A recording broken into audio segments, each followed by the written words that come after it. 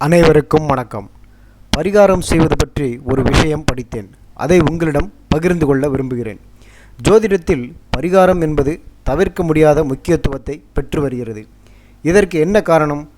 பரிகாரம் செய்பவர்கள் கடைபிடிக்க வேண்டிய முக்கியமான வழிமுறைகள் என்னென்ன?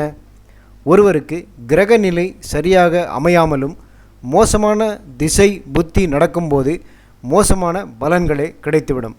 நம்முடைய கர்ம வினைகளுக்கு ஏற்பவே நல்லது கெட்டது நடக்கும் என்பார்கள். இந்த கர்ம வினைகளில் 3 வகைகள் உண்டு. முதலாவதாக துருத கர்மா, அதாவது முற்பிறவியில் தெரிந்தே செய்த பாவமாகும். இது மிக கடுமையான கொடுமையான பாவம் செய்தவர்களின் கர்ம வினையாகும். இப்போதும் தொடரும். இதை அனுபவித்துத்தான் தீர வேண்டும், வேறு வழியே கிடையாது. ஆனால் இவர்கள் தன் சந்ததிகள் நன்றாக இருக்க வேண்டுமானால் நிறைய ஏழைகளுக்கு அன்னதானத்தை தொடர்ந்து செய்ய வேண்டும். அடுத்ததாக அத்ருத கர்மா, இது தெரிந்தே செய்த தவறு. பிறகு அதற்காக மனம் வருந்தி மன்னிப்பு கேட்பது.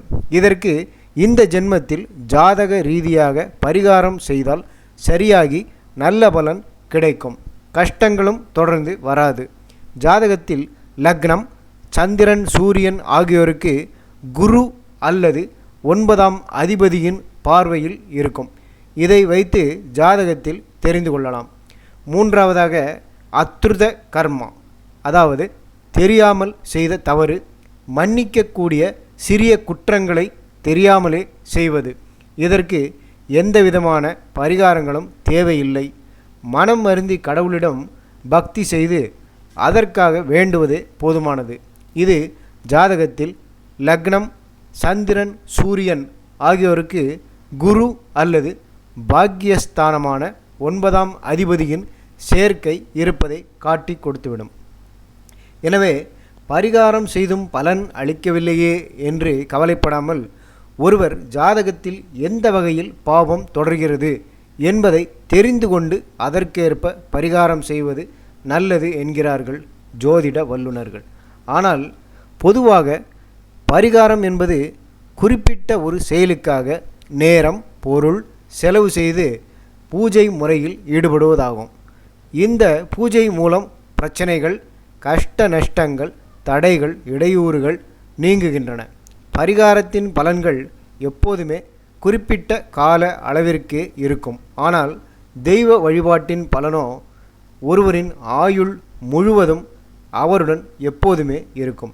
எப்போதுமே பரிகாரம் செய்யும்போது சில முக்கிய விஷயங்களை கவனிக்க வேண்டும். அப்பா, அம்மா, குல, குடும்ப, இஷ்ட, உபாசன, காலடி, காவல் தெய்வ ஆசியை மானசீகமாகவோ நேரடியாகவோ பெற்ற பிறகே பரிகாரம் செய்ய வேண்டுமாம். ஆனால் சந்திராஷ்டமம் நாளில் பரிகாரம் செய்யக்கூடாது என்பார்கள். அதேபோல நல்ல விஷயத்துக்கான பரிகாரம் என்றால் வளர்பிறையிலும் மற்ற பரிகாரத்தை தேய்பிறையிலும் செய்ய வேண்டும். லக்னாதிபதி வலிமையுள்ள ஜாதகருக்கு எப்போதுமே பரிகாரம் செய்த உடனே அதற்கான பலன் கிடைத்துவிடும். மிக பெரிய பரிகார பூஜை செய்யும்போது குறைந்தது 1 வாரத்திற்கு முன்பே பிரம்மச்சரியத்தை கடைபிடித்து புலால் உண்பதை தவிர்த்து காரிய சித்தி வழிபாடு செய்பவரின் பரிகாரமானது குறிப்பிட்ட கால அவகாசத்துக்குள்ளேயே நிச்சயமாக நிறைவேறுமாம்.